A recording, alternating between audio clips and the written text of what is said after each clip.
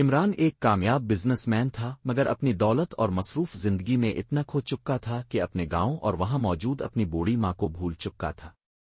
جب بھی ماں کی یاد آتی وہ سوچتا کہ ایک دن ضرور جا کر ملے گا، مگر وہ دن کبھی آتا نہیں تھا۔ ایک دن ایک ضروری کام سے اسے اپنے گاؤں جانا پڑا۔ کئی سال بعد جب وہ اپنی ماں کے گھر پہنچا تو وہی پرانی کچی دیواریں اور دروازے دیکھ کر اسے عجیب سا احساس ہوا۔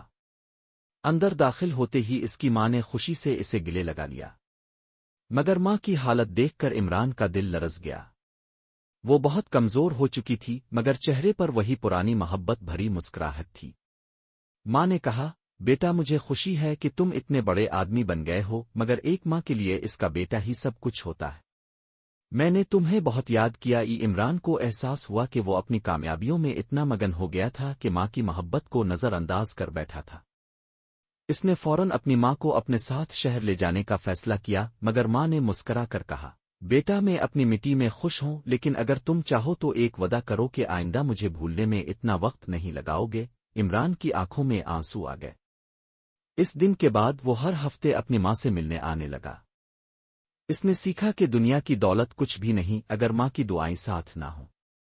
یہ کہانی ہمیں یاد دلاتی ہے کہ کامیابی کا اصل راز ماں کی دعاؤں میں چھپا ہوتا ہے، اور ہمیں کبھی بھی اپنے پیاروں کو نظر انداز نہیں کرنا چاہیے، کیونکہ وقت گزرنے کے بعد صرف پچھتاوا باقی رہ جاتا ہے۔